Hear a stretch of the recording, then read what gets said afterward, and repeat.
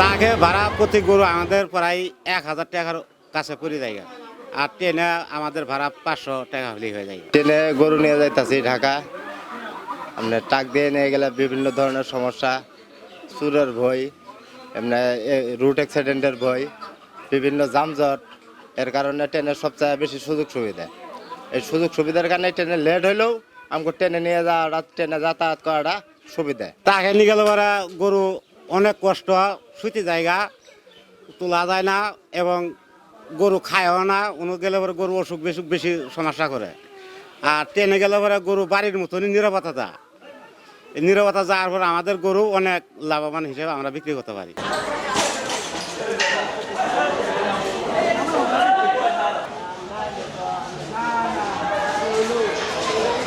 আগে ট্রাকে গরু নিয়ে যেতে হয়েছে, তখন আমাদের অনেক সমস্যার সম্মুখীন হতে হয়েছে। দেখা গেছে যে রোডঘাটে ট্রাক অ্যাক্সিডেন্ট হয়েছে, গরু মারা গেছে এবং কি ট্রাকে অনেক ভাড়া বাড়তি লাগতো। তো করোনার পর থেকে সরকার আমাদের ইসলামপুর থেকে ট্রেন চালু করছে, এতে আমাদের অনেক সুবিধা হয়েছে। দেখা গেছে ওর অর্ধেক ভাড়া হলে আমরা ঢাকা যাইতে পারতেছি এবং গরু অনেক সেভে যাইতেছে।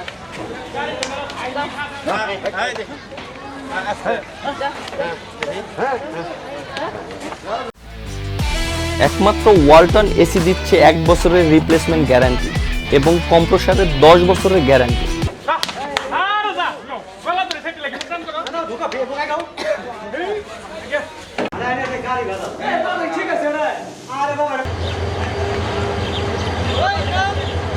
সরকার যদি আমাদের সুযোগ সুবিধা দেয়, জামালপুর থেকে 2টা ট্রেন ছাড়ি যা, একদিনে 2টা অথবা তার পরের দিনে একটা। আমরা শাহজাহানপুর যা অনেক কষ্টের মুখে হই, আমার কোনো থাকা খাওয়ার ব্যবস্থা নেই, এবার আমার যোগাযোগ ব্যবস্থা খুব খারাপ হয়।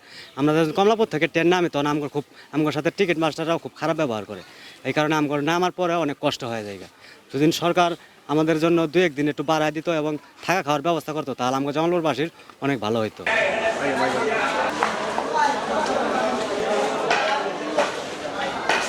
আমাদের ইসলামপুর বাজার থেকে করোনার পর থেকে আমরা ক্যাটল স্পেশাল ট্রেন চালাতেছি খামারিদের সুবিধার কথা চিন্তা করে। এরই ধারাবাহিকতায় আজকে আমাদের 2টা ক্যাটল স্পেশাল ট্রেন যাবে। প্রত্যেকটা গাড়িতে 25টা ওয়াগন থাকবে এবং প্রত্যেকটা ওয়াগনে 16টি করে গরু থাকবে। এবং আজকে যাবে 2টা, আগামীকাল 13 তারিখ যাবে একটা। এবং প্রত্যেকটা ওয়াগনের ভাড়া হচ্ছে 8,000 টাকা।